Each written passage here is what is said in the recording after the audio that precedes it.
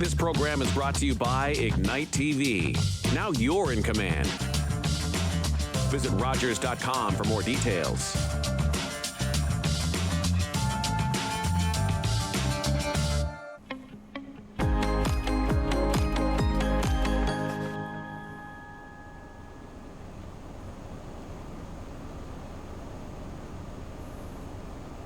Hi everybody and welcome to Rogers TV. This is edition number 4 of Living Well, Giving Well on Rogers Grey County. I'm Fred Wallace along with my co-host Denise Reid. Denise, what do we have today? Well, we're fortunate to have Laurie Fox join us, who is the campaign director for Willpower. Hello. Welcome to the program, Laurie. Thank you. First of all, let's talk about your background. How did you come to this particular position before we get talking about the Canadian Association of Planned Giving? Yeah, for sure. You know, I've been in the charitable sector for 20 years. It's always been something that is close to my heart, the idea of giving back. I had been working on the program side, but then started working in fundraising, seeing the kind of impact I can make by helping charities kind of further their cause. And it was while I was working in fundraising, particularly at a hospital foundation, that I discovered this thing called planned giving, is what we call it in the community. But really what it is different ways of giving other than just giving your current cash so that you can make a bigger impact. And so I started working with donors on this and saw ordinary folks giving these huge gifts without taking away from what they needed now. And I thought, hey, this is something that all Canadians need to know about. So it was actually on my maternity leave that I started working on the Willpower campaign, and 4 years later, here we are. Wow. Tell us about the success of Willpower. Yeah, so Willpower is actually based off of campaigns that are done in about 20 other countries around the world. And here in Canada, when we started Willpower, our research showed that only 5% of Canadians had left a gift in their will to charity. And over the past 4 years, it's been really fun to see the dial move. We've gone from 5% to 8% of Canadians leaving a gift in their will in just 3 years. So that's 1.2 million more Canadians who've written that, they've actually written that gift into their will.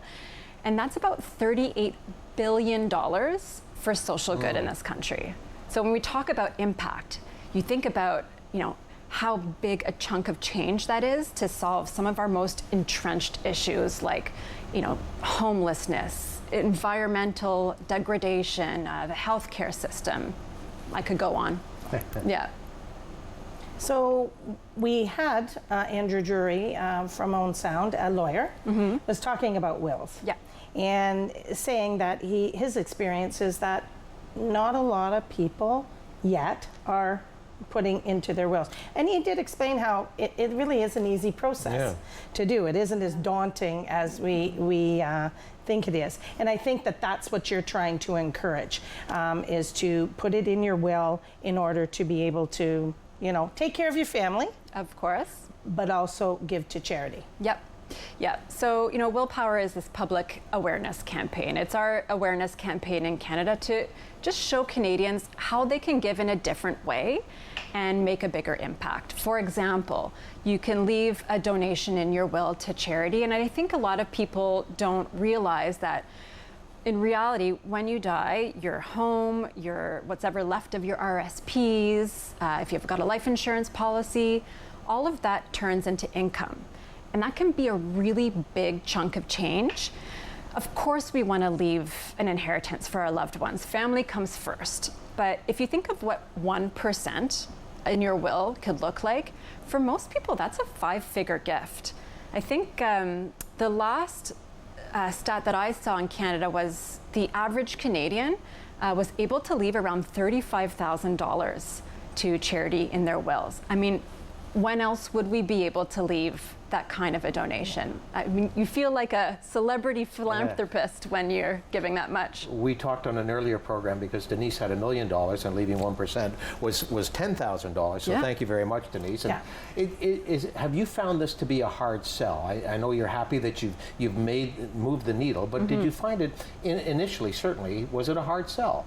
So it's interesting. We did this research in 2020 to find out, what the lay of the land here was in Canada. How many Canadians knew about giving in different ways, like through your will, how many had done it, and what their barriers were. And what we found in the research, which actually kind of corroborates what we're seeing when we talk to people, when we hear from them online, is that the biggest barrier by far for people is that they don't want to take away from their families. It's kind of almost a knee-jerk reaction. When you talk about the will, when you talk about inheritance, people think of their family first, and if you talk about charity, there's this thought that, it's going to take away from what I want to leave to support my family. But that's not true, and that's a large part of what we're doing through the Willpower campaign, is showing them, for example, what 1% could look like to charity. 99% is still left to support your loved ones. And in fact, there's tax advantages to giving this way, which can, at the end of the day, mean you're not taking away anything from loved ones. You're just taking away from the Canada Revenue Agency, actually. Sorry about that, CRA, but you're out. Exactly. So Laurie, when you're saying we, who's we? So the people behind this campaign, it's a national association called the Canadian Association of Gift Planners, or we call it CAGP. And it's this really unique group of charities, financial advisors, lawyers across the country who work with clients and donors to help them plan out their finances and plan out their giving, their charitable giving, so that at the end of the day, there's more money for them and there's more money for the charities that that they care about. Right. Because you're saying we, and I'm thinking, I bet you people don't even know who we is. No. So this is how Willpower came into effect. This is how Willpower came into effect, and in fact, Willpower at its heart is this collective of about 500 charities and financial advisors and lawyers and notaries across the country who believe in the power of giving in your will and giving in different ways, and want to help educate the public. And in fact, they're there to answer questions for people and help them with their estate planning. It's got to be very beneficial to have that kind of professional support behind you. Absolutely. It lends a lot of wind to our sails. When we came up with the 1% for Denise and her $1 million, it was actually Andrew Drury who was here with us on one of our editions of Living Well, Giving Well, and he said as a lawyer, that's what he asked first, is about the charity, and I would have assumed it was the other way around, that it would be family and then what charities at the end, but if you stake 1% out, then you've already dealt with it and now move on to the family. Yeah, absolutely. And I bet Andrew was also talking about some of these unique ways that you can structure your will so that, at the end of the day, you've taken advantage of these really generous tax incentives that few people know about here in Canada. Well, and I think that's what, through our programming and what we're going to offer is those different perspectives. Yeah. We've, through a lawyer's perspective, through a financial advisor's perspective, and how is it that you can be generous and have opportunities to do that, as well as potentially saving tax dollars that would go to Revenue Canada. And how would that all work? So win-win. Yeah, exactly. I wonder if we had, this is, I guess, when I say if we had, we're going to have different people having different ideas. But when we're talking about Willpower, how do people, where do they look? Where are they going to get this information where they can actually see it? Right. So the best place to go is willpower.ca, which is this hub for everything to do with leaving a gift in your will or gift of RRSPs or life insurance, for example. But really, this is a hub where you can hear about others like you that have made this kind of gift, their story. There's a really nifty legacy calculator, which makes it easy for you to figure out what percentage you want to leave to charity and what percentage is going to go to families. So essentially, you figure out what the size of your gift might be. We've got, one of the hardest things people have trouble doing is choosing their charity at the end of the day. Because it's kind of like shopping. There's a lot of options out there, and you care about a lot of things. My recommendation is always to kind of pare down to 3 to 5 at max to leave in your will. And what's great on the Willpower website is that we've got a list of charities that you can pare down. You can search by cause, search by charities that are in your local community, and you can see what kind of impact your gift will make to those charities. So it helps you make that choice.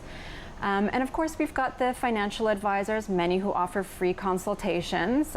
They've partnered with the Willpower campaign, and lawyers and notaries who can actually help you do the deed. This is Living Well, Giving Well on Rogers Television. Thanks for joining us today. We're being joined in the studio today by Laurie Fox. Laurie is with the Canadian Association of Planned Giving. Laurie, with the professional advisors, how available or how necessary is that first step to talk to them to make maybe what I would think would be complex very, very simple? I mean, speaking to a financial advisor is great for many reasons. I think when it comes to planning your future finances, I believe that there's some kind of research out there that shows that those who speak to a financial advisor certainly do better off financially. But when it comes to planning out your charitable giving, they know all the tricks of the trade. And not all financial advisors do know, by the way. There's a lot of, it's kind of a niche area. So you definitely want to look for those financial advisors who are aware of what the charitable incentives are in Canada, right, and have worked with clients on different strategies before. So it's really the best place to get an idea of what you can do in your particular situation. But you don't have to speak to an advisor. A lot of Canadians don't have a financial advisor, for example, and they go straight to writing their will. It's the same thing with the lawyers. There are a group of lawyers who do know about giving to charity in your will and can actually advise you on some of the most strategic ways to do it. So it's a bonus. Okay. It's definitely something I'd recommend. It's you can have these free consultations. It doesn't cost you anything.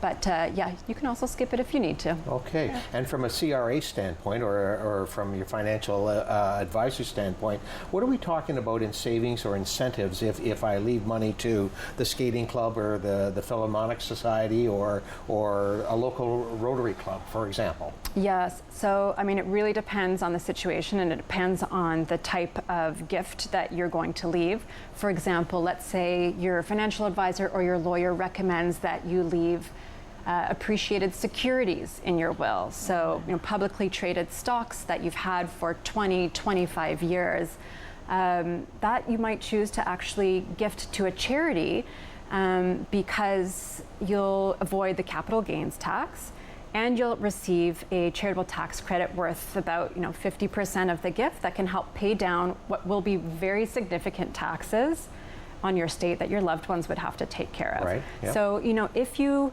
these are the little tricks and trades. If you if you give from your securities, or if you give from your RSPs, you probably could be canceling out your taxes altogether. And I think probably having that knowledge, and then hopefully, there are people that can afford to do that. There's Yes. people that can have a financial planner. There's people that can have a lawyer. But there's also people that can't do that. Yeah. So having willpower.ca, going on there, you can have access and learn more information. Because I think that it becomes very daunting, wills, and donating and whatever, but it can be a lot easier for anybody. Our goal is to make this accessible to all Canadians. We, at the end of the day, want to move from 5 to 13% of Canadians leaving a gift in their will, and that's $58 billion to charity. And these are more than that. It's not just about the big numbers, it's about the individual impact. In doing this Willpower campaign and speaking to Canadians across country, we hear stories like, I wish someone would have told me this earlier because I just wrote my will and I have to wait for the next time I revise it. Or I left a gift in my will, had this lovely conversation with my husband or my children about family values and how we're all going to kind of contribute to this impact that we're going to make. And you hear stories from charities who've benefited. The other day I heard a story about a homeless shelter in London that had been able to keep their lights on during COVID and continued to service their population of homeless men in the area because of a gift that had been left in a will. Or I think there was a local conservation area that was saved or perhaps bought because of someone who left a bequest and is now named after that person. And we're talking about ordinary Canadians here. These aren't, the Bill Gates of the world. Yeah. But you can make an impact, as you said. Yeah. And let's talk about both ends of the spectrum. Number one, the financial impact. You mentioned $58 billion? $58 billion for social good, because the average gift, like I mentioned earlier, from average Canadians, retired nurses, retired teachers, is $35,000. Terrific. And they say you can't put a price on happiness, but how good do you feel when you do this with through willpower or however you manage to do it? Yeah, I think what the end results of that gift are for the person giving it, that is, heartwarming to me. And peace of mind, right? Oh. There's all these intangible benefits, because you do feel good at the time. You feel like you've fulfilled some of your purpose, or I like to call it your generosity dreams. You feel like you've given back. There's a sense of pride. You talk about it and you motivate others to do the same. But there's also, I don't people think about the kind of waterfall effect for your family as well. You're passing on your values to future generations. Let's say you were able to contribute to this conservation area. Your name is on a bench, your name is on the plaque, and this is something that your family can come and rally around and remember you by, and these are values that are passed on to great-grandchildren you may never meet. Mm-hmm. So there really is this legacy that you're shaping with this gift. On the website, it speaks about 5 myths, and they call it that "get in the way of your willpower." Yeah, that's the quote. Get away. I am quoting this here. So tell me what are the 5 myths? So we kind of touched on some of them already, but the biggest myth by far is that it takes away from your loved ones. Like I mentioned, you can leave just 1% to charity in your will. You're still leaving the majority of what you want to leave to support your loved ones. And in fact, there's ways you can structure your gift so it doesn't take away anything at all from your loved ones. So that's myth number 1. Myth number 2 is that people feel like they don't have a lot to give. Mm-hmm. And I know, with rising cost of living, the cost of, healthcare, what have you, it feels that way now.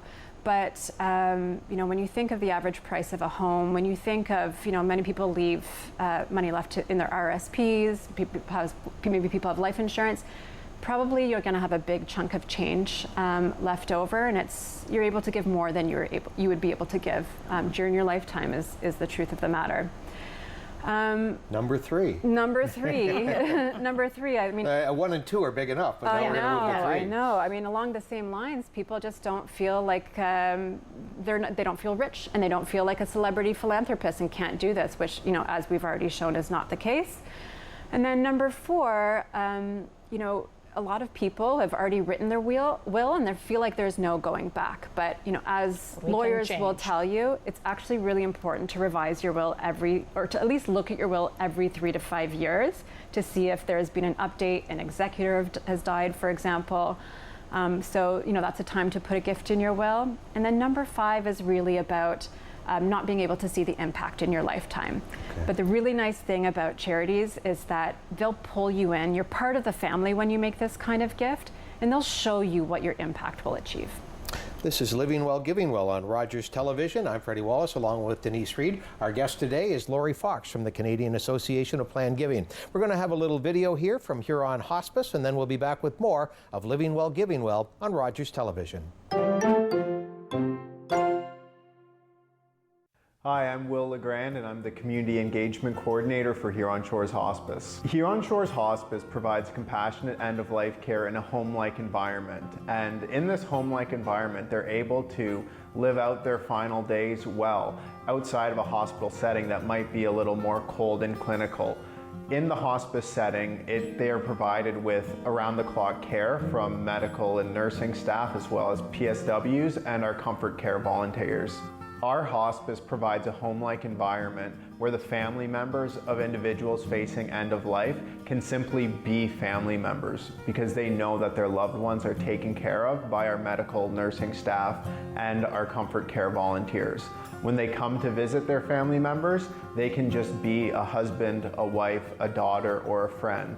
They no longer have to carry the entire burden of care in these final moments where what really matters is that they get to spend time with their family members.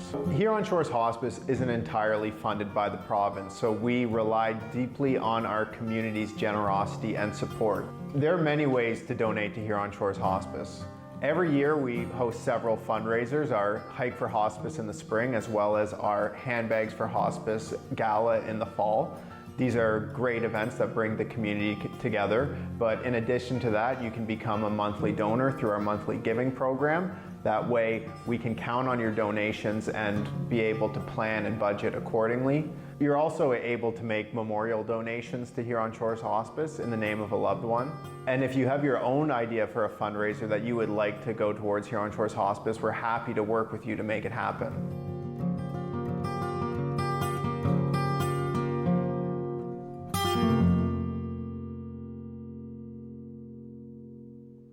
Welcome back, everybody, to Living Well, Giving Well on Grey Bruce, Rogers Television. I'm Freddie Wallace along with Denise Reid, and our guest today is Laurie Fox. I guess we've covered a lot already, but if you could just give us that website again, that, you know, I'm sure there's going to be, people have listened to all of this, but they're going to be a little curious. So Yeah. Where can they get the most information? Again, willpower.ca is really the place that you want to go to. Tons of resources there for you to browse through, lots of tools for you to use. We try and make the process as smooth as possible for you and provide you everything you need to leave that donation in your will. Willpower.ca. And I think you said, and which I kind of liked, was there's, I don't know whether it's testimonials or whatever, that you can actually see, and when you hear somebody talking about how they did it or what they did and the rewards. We just did a show last week on a fund. The Elliott Fund. The Elliott Fund, that's right. And her passion about giving and that. And I think it gets you feeling that opportunity. And it feels like people like you are doing this. It doesn't feel like it's this other thing. So what's really been surprising for us, what's come out of this campaign, is the different types of people who are leaving donations in your will. You would think it would be, you know, retired folks, for example. And while, yes, there are a lot of people, 60 plus who are leaving donations in their wills, I think what's really inspiring and really motivating is that it's actually the younger generation that are doing this in droves. You have more millennials leaving donations in their first will, you know, when they're writing their first will, maybe they've had their first child, than anybody else, or naming a charity as a beneficiary of their RSP. You wouldn't think that, someone so young is thinking about their legacy like that, but I think for them, you know, with the cost of living, it's really hard for them to make that kind of impact they want to make. But here's a way to do it that doesn't cost you anything. How important is discussing all of this before you get to willpower.ca or before you get to the Canadian Association of Planned Giving? How important is it to have the discussion within your family? So I'd say, you know, if you're doing this in conjunction with a partner, with a spouse, for example, you definitely want to have the conversation. Often when you're, you know, doing your estate planning, when you're writing your will, you're doing it together. You're making some kind of a joint will, most likely. So ideally, you want to make sure that whatever gift you have put in your will can be reflected in your partners as well, so that, you know, if you're first to die, your partner carries out the gift. I mean, I'm not a lawyer, so I can't say, you know, with 100% certainty what you should do, but for sure you should be having the conversation with your spouse. And then I think it is crucial to have the conversation with your family, with those people who would be your inheritors, about your intentions, because there can be a lot of hurt feelings if. And I'm not even just talking about gifts and wills. I mean, just your intentions overall. There can be hurt feelings if people interpret your will one way when you've meant it a different way. Not only that, but it can really bring the whole family together into this really nice conversation about what you all stand for. Maybe there's some kind of scholarship that you guys can create together as a family that the kids can contribute to later on. It can be a really beautiful thing. So we've given our viewers the opportunity to send comments, questions, concerns. So we're hoping that they will continue to do that after, for today's episode. And certainly then we can get some information if it's something that we can follow up with you on, and then we can deliver back to them. And they need to go to livingwell@rogers.com for that information. Send it to us and we'll get the answers for you. We're almost out of time here, so what are you most excited about with the Canadian Association of Planned Giving and willpower.ca? What excites you the most, Laurie? Well, right now we've got this group of individuals, about 2.7 million in Canada, who following along with a campaign and put up their hand and said, I'm interested in leaving a gift in their will. And we want to get those people to that place where they can actually put that gift in their will and inspire others to do the same. We want to hear people's stories.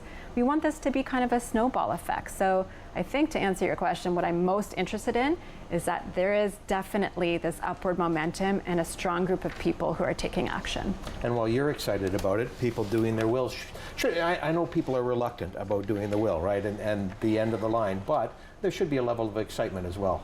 It needs to be done, and if you can add this, it's kind of like a cherry on the cake. It's a fun thing to do. And we talked about this before, that because Fred did say he did his at 60, and Andrew Drury felt that maybe that was a little late in time. So the sooner you can do it, the better. It can be changed, and there are other opportunities for giving as well to charities. 100%. It can be changed, it should be changed, and you should have a will if you're of age. And once again, Laurie, before we let you go, how do we contact you or get information about Willpower? You can just go to the website at willpower.ca, and you can reach out to us through that. All right. Laurie, thanks for joining Denise and I today. It's been a great conversation, and all the best with willpower.ca and also with the Canadian Association of Planned Giving. For Denise Reid, I'm Freddie Wallace. Thanks for joining us today on another edition of Living Well, Giving Well on Rogers Television.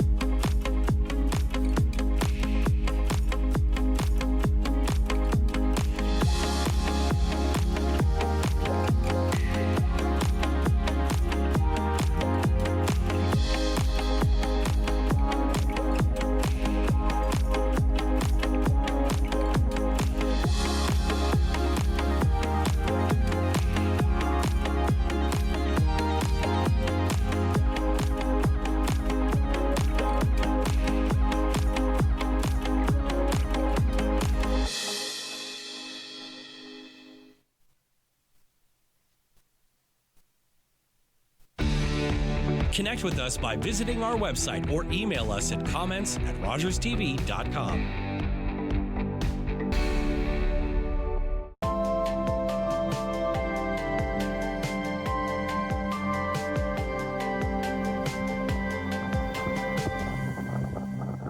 Every year, Dozens of Canadians are killed or seriously injured because they take risks around railway tracks. Talk to your loved ones about rail safety. Visit stoptracktragedies.ca. These days at your local Legion, we're marching to the beat of a different drum. On a mission to support veterans, to have fun, and to welcome everyone to our ranks. You don't have to be a veteran to join the Legion. And as a member,